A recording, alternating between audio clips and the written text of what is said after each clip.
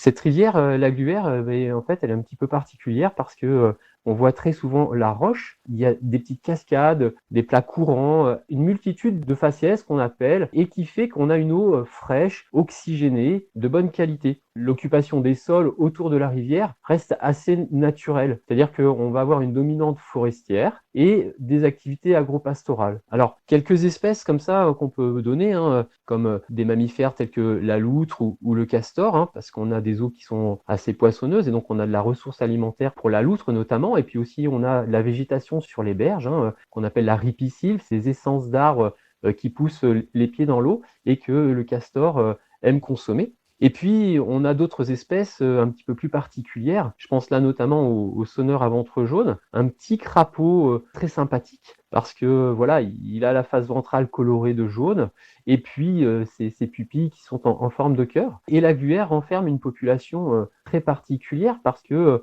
on pense qu'elle est vraiment endémique à ce cours d'eau et elle occupe en fait des milieux bien particuliers qu'on appelle des mares cupulaires, c'est-à-dire que sur la roche, il y a des petites dépressions qui sont soit alimentées par les eaux de pluie, soit lorsque la rivière a un fort débit et qu'elle sort un peu de son lit habituel. Et donc, le petit crapaud sonneur à ventre jaune va occuper ces mares-là durant tout l'été. Voilà. Et ça, c'est vraiment une particularité qui donne ce caractère patrimonial à cette rivière. On a aussi des espèces de libellules qu'on retrouve pas de partout, hein.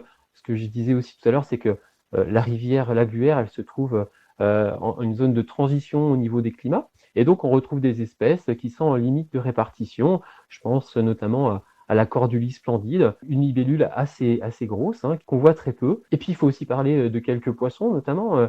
On a sur cette rivière le blajon ou encore le barbeau méridional, qui sont des espèces que l'on ne retrouve pas partout. Et cette gluère, sa patrimonialité, leur permet de vivre tranquillement.